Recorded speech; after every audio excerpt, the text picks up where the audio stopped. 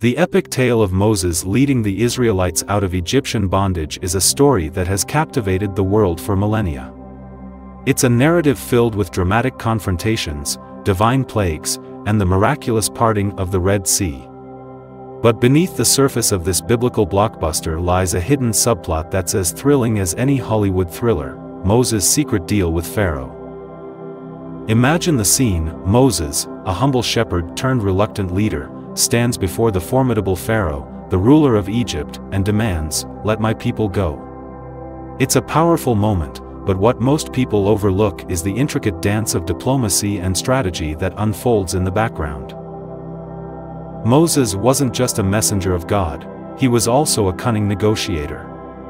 He knew that convincing Pharaoh to release the Israelites would require more than just divine intervention.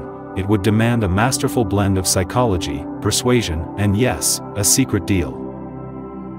Moses' strategy began with a seemingly modest request: "Let my people go into the wilderness to worship." This wasn't just a pious plea, it was the opening gambit in a high-stakes game of negotiations. Moses wanted to test the waters, to see if Pharaoh was open to compromise. Pharaoh, perhaps underestimating Moses' resolve, granted this initial request.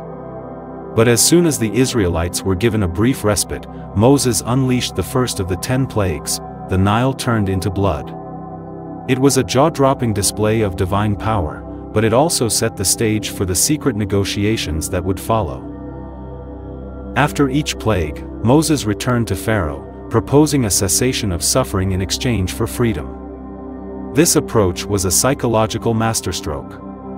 By offering a way out, Moses gave Pharaoh a sense of control, a chance to save face. Pharaoh would waver, sometimes agreeing to let the Israelites go, only to change his mind once the immediate crisis abated. This cat-and-mouse game continued through a series of devastating plagues.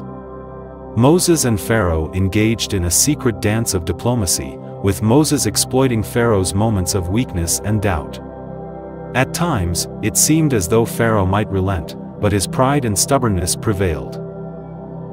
It wasn't until the 10th and final plague, the haunting death of the firstborn, that Pharaoh finally conceded defeat. The wails of grief that swept through Egypt that fateful night were too much for him to bear, and he had no choice but to release the Israelites. Moses had achieved his goal through a combination of divine intervention and masterful negotiation. But what, you might wonder, was the secret deal? It was a brilliant blend of divine power and human cunning.